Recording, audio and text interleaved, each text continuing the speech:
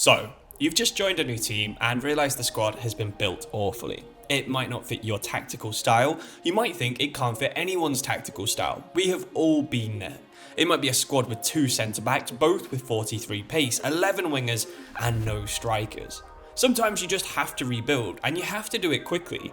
Well, what if I told you that you can do it in a way that is both quick, fun and realistic? That is right. There are plenty of examples out there of clubs that have had to rebuild their entire squads in a single transfer window. We're talking about teams that have signed more than 20 players in a single month, and it hasn't always gone horribly wrong. Today we're going to look at a few IRL rebuilds and see what we can take from them, and then we'll put that into career mode, so you can safely say that your next rebuild was needed, and it was also very realistic.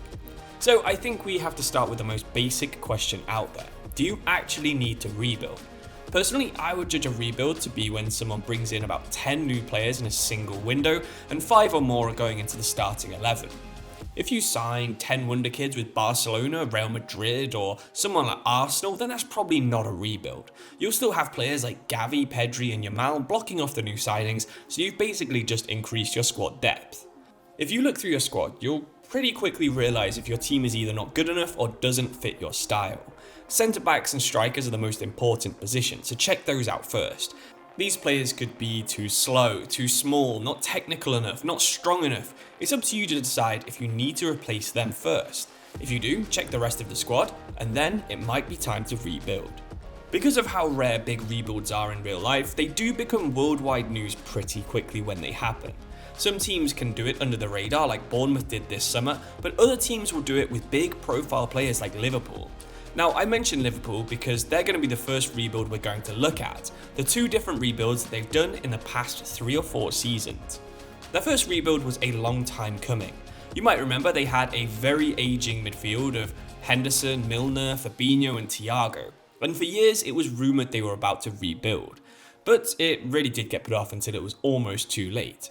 Ask any Liverpool fan and they'll admit that those 4 were finished in their last 6 months at the club. They identified a new style, and as football was becoming more physical, they decided they needed more height, more pace, while keeping the same work rate that the previous 4 all had. Szoboszlai, McAllister, Gravenberch and Endo all had those traits, and it was a perfect targeted rebuild, which really makes the second one they did this summer so much more confusing.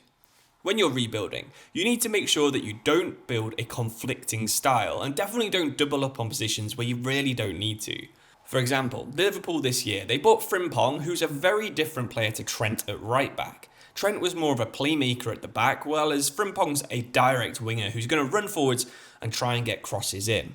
As someone who's kind of been an outsider to Liverpool's season so far this year, it doesn't seem like the rest of the team's changed enough to incorporate this difference at the back. Isak and Ekitike up front aren't similar players either. Both of them do need good service from the wings though, but then Liverpool have Salah, who is more used to providing most of his output as goals rather than assists, and on the left, Gakpo is very similar. Another new signing, Kerkez, is similar to Robertson, but then Liverpool seem to use him as a third centre-back, despite being one of the league's best attacking wing-backs. It doesn't matter if you're rebuilding Lincoln, Luton, Liverpool or Lille. You have to make sure that all of your signings are fitting a philosophy, otherwise things can get muddled quickly and lots of money can be wasted. Alternatively, you can just sign so many players and pick your philosophy from the handful of them that you really like, and this is really a sink or swim type of rebuild, and one that Forest did in 2022. It was such a surprise actually seeing Forest win promotion at Wembley that year. Me and most of the fans that I know thought that Forest would sign a couple of the loan players that got them to the Premier League that summer. James Garner was a shoo-in, Philip Zinkernagel could get a second chance in the Premier League, and Keenan Davies had to be bought because he was so dominant in the Championship. Instead of Garner though, Forest would sign this many centre mids. Oral Mangala, Remo Freuler, Danilo, Jonjo Shelvey, Cheku Kiate, Lewis O'Brien, Morgan Gibbs-White, Gustavo Scarpa and Jesse Lingard. Okay, some of those 9 are actually attacking midfielders, but that's still 9 centre mids to go with the 3 that were already at the club. That gave Forest 12 options, despite them playing a 5-2-3 formation. The same thing happened in most positions that summer. There were 6 strikers in the first team that played at least 90 minutes for Forest that year, as did 9 different centre-backs. But from that chaos, Forest did somehow find a tactical style, and that was one that rescued them from the relegation zone, and they're still in the Premier League to this day.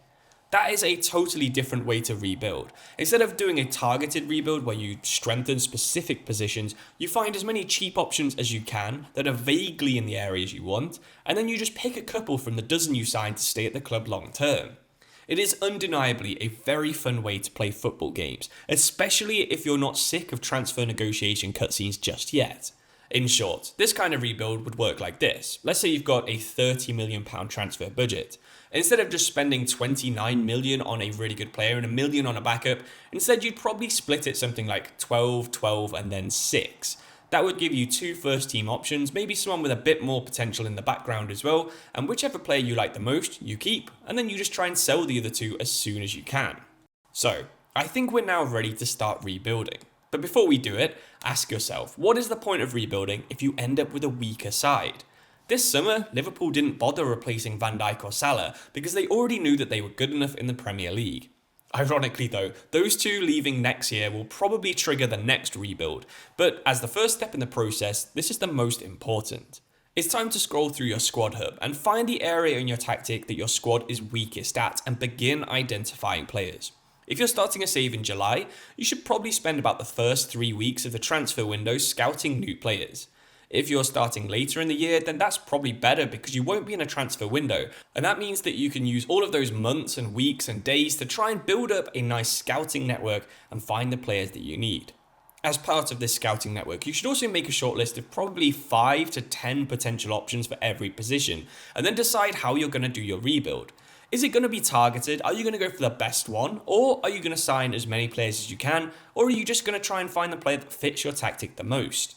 To make the rebuild more realistic, I would also consider keeping the overall rating similar to the players that you're already replacing.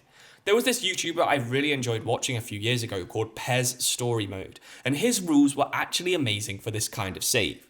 As part of his more advanced rules, he would only sign players from clubs that the manager had some affiliation with, so that's played for or managed previously, but we can totally ignore that. The better rules were that he would only sign a maximum of 1 loan and 1 free transfer every single year, and they both had to be of the manager's nationality. But most importantly, he would only sign players up to the highest overall in the squad. If you want to make this a little bit easier, you could say a highest overall in the squad plus 1, and that means you can just keep growing the club every transfer that you do, but I prefer just keeping it at that 1 rating. It kind of forces you to either find cheap wonder kids you can then grow to be the best player at your club, or take on some high overall players that might be more expensive with a small amount of growth left in their potential. Sadly, it does kind of stop you from signing older players, but I've used this rule on this channel before, and my Bilbao rebuild where I did it was one of the most fun saves that I have ever done. So now, I think you're ready to take on that rebuild, and you know how to do it realistically. Are you going to target the best player that you can? Are you going to do it a bit more like Moneyball and go for the fastest player on the wings and the strongest player up front? Or you could just try and sign as many players as you can, just like Forest did a couple of seasons ago.